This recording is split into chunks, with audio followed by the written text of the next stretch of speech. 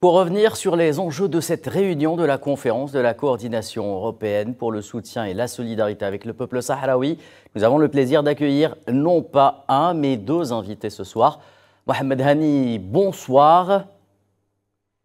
Bonsoir et bonsoir aux téléspectateurs d'Al 24. Vous êtes député algérien et membre de la commission des affaires étrangères de l'Assemblée populaire nationale. Madna Abdimbarek, bonsoir également. Bonsoir, bonsoir à tous. Vous êtes quant à vous porte-parole et responsable des affaires étrangères de la jeunesse active sahraoui. Bonsoir messieurs, je vais commencer avec vous, monsieur Hani. Le Portugal abrite ce 48e ECOCO au moment où la solidarité internationale avec le peuple sahraoui prend une nouvelle dimension dictée par les impératifs d'une donne géopolitique implacable. Il n'y a plus de place à la colonisation dans ce monde et chaque peuple doit impérativement avoir le droit de disposer de lui-même.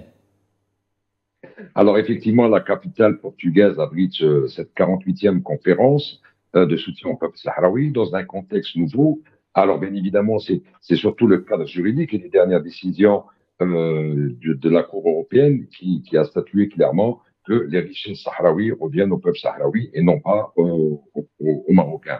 Alors, ce qu'il y a à retenir aujourd'hui, c'est qu'il y a une nouvelle relance de ce dossier où il y a un soutien populaire et même certains gouvernements envers nos frères et sœurs sahraouis et surtout pour comprendre une chose que c'est dans le cadre du respect du droit international et un dossier de décolonisation et non pas comme proféré par certaines parties.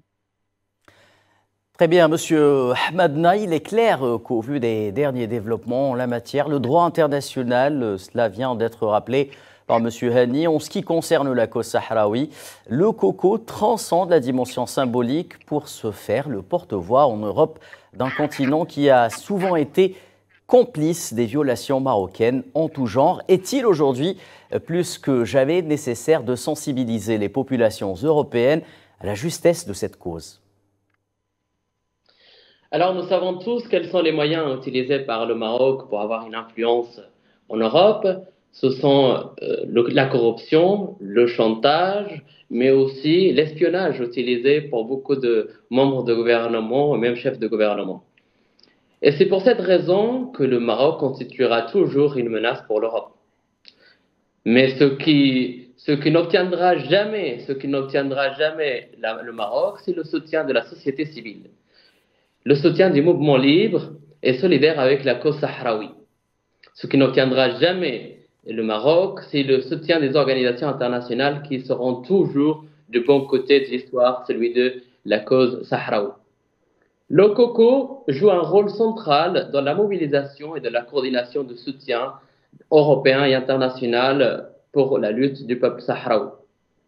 En collaboration avec le Front Polisario, le COCO continue à soutenir ces mouvements de solidarité, continue à inspirer, continue à impulser cet appui depuis l'Europe et depuis les instances internationales, que ce soit à la 4e commission, à l'Assemblée générale des Nations Unies, que ce soit au Conseil des Nations Sécurité, Unies, oui. au Conseil de sécurité, que ce soit au Conseil des droits de l'homme. Cependant, ça, c'est un soutien clair et sans faille. Et cela se montre depuis l'Europe chaque année pour un soutien renouvelé depuis des années avec le peuple sahraoui et sa juste cause.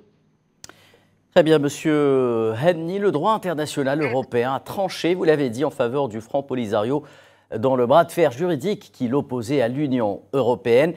Le peuple sahraoui est seul maître de ses richesses. Comment faire en sorte que cette décision fasse aujourd'hui jurisprudence en Europe?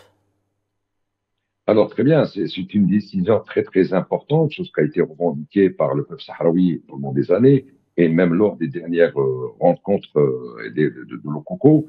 Donc il est clair qu'aujourd'hui cette décision, il va falloir veiller à l'application déjà et puis utiliser tous les réseaux nécessaires pour que les entreprises européennes et puis même d'autres pays ne puissent pas exploiter les richesses sahraouis. C'est des richesses qui reviennent au peuple sahraoui, ça c'est clair. Et maintenant, il va falloir veiller à ce qu'il y ait une forte communication. À partir de là, ça sera un exemple à prendre, ça sera une jurisprudence. Ça mettra certainement un peu de temps, mais on fera tout via les juristes pour que cette dernière décision, qui est encore une fois très, très importante, c'est un virage très important dans le dossier sahraoui, soit appliquée dans tous les cas. Monsieur Ahmadna, alors l'économie est l'artère principale qui alimente les manœuvres insidieuses du Maroc vis-à-vis de l'Europe afin de tenter de rallier un certain nombre de pays en quête d'expansionnisme économique à ces thèses farfelues. Comment les comités de soutien pourraient-ils justement capitaliser les principes du droit international pour lui faire barrage et couper cette artère? Ce mouvement de solidarité, le COCO même, depuis 1985, font barrage à toutes ces manœuvres marocaines. Le COCO a contribué en 1985 à la création de l'intergroupe Paix pour le Sahara occidental dans le Parlement européen, qui constitue un enjeu majeur pour dénoncer les violations des droits de l'homme, la violation de l'occupation, mais aussi la violation des vols des richesses du Sahara occidental. Cet intergroupe, d'autres intergroupes similaires ont été créés un peu partout dans le monde, mais aussi en Europe.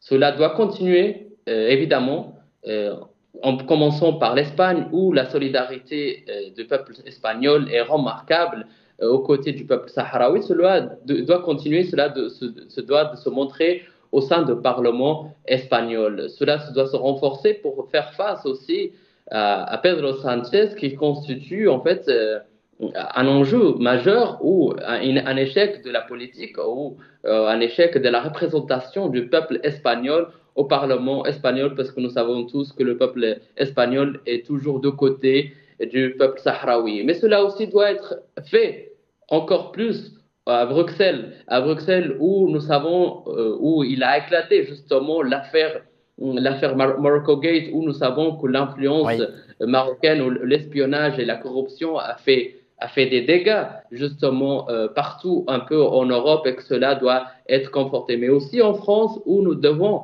ces mouvements de solidarité doivent continuer à alerter les entreprises qui se trouvent illégalement au Sahara occidental, et que cela doit être dénoncé de manière claire pour les inciter à être dans le bon côté de l'histoire, celui des causes justes, celui de la cause sahraoui.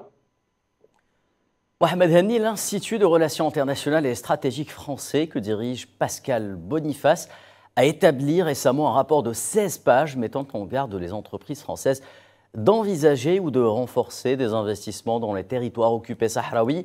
Il semblerait qu'il y ait déjà un grain de sable dans la mécanique défectueuse du Marzen. Là aussi, comment peut être capitalisé cet acquis sur le plan international selon vous?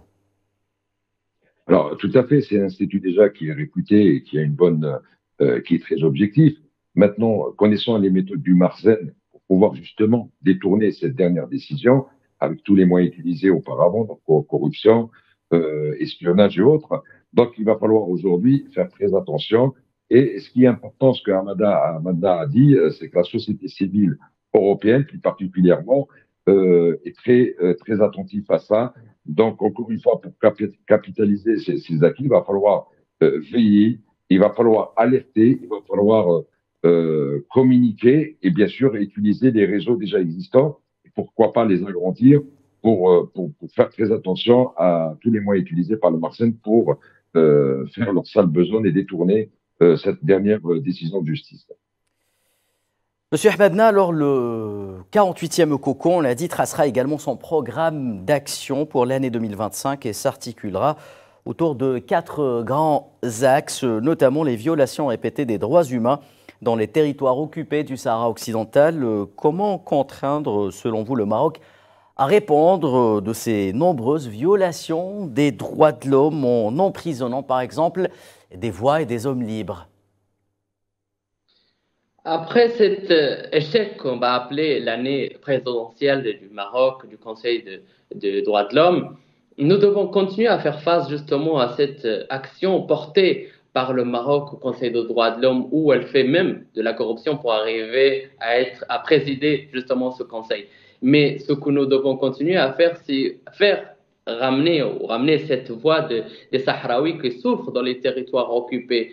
Et nous devons dénoncer en continu justement ces violations des droits de l'homme, parce que c'est une réalité, la réalité du Sahara occidental qui est une prison à ciel ouvert, et que le monde entier doit savoir que le Maroc est un État où les violations des droits de l'homme sont une habitude et que le Sahara occidental occupé est un foyer où la violation des droits de l'homme est une monnaie courante. Donc, les campagnes en violation des droits de l'homme, la campagne en soutien des prisonniers politiques pour dénoncer leur illégale situation dans les prisonniers marocains, je rappelle qu'ils ont été dénoncés par un tribunal militaire, et que justement ces prisonniers politiques sahraouis doivent être libérés au plus tôt.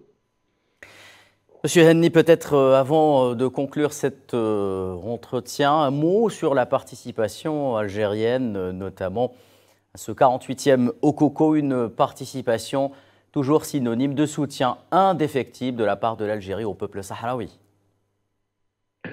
Effectivement, donc encore une fois, la présence des parlementaires algériens à cette conférence est un signal fort du soutien du peuple algérien, de l'État algérien à la cause juste du peuple sahraoui. Donc nous continuons le combat auprès de nos frères et pour revendiquer tout simplement le respect du droit international, et nous n'acceptons pas l'idée qui est un pays colonisé en Afrique. Donc le combat continue et nous serons toujours solidaires avec nos frères et sœurs sahraouis. Merci à vous, messieurs. Mohamed Henni, député algérien et membre de la Commission des Affaires étrangères de l'Assemblée populaire nationale. Ahmadna Abdi Mbarek, porte-parole et responsable des affaires étrangères de la jeunesse active sahraoui, pour avoir répondu à nos questions.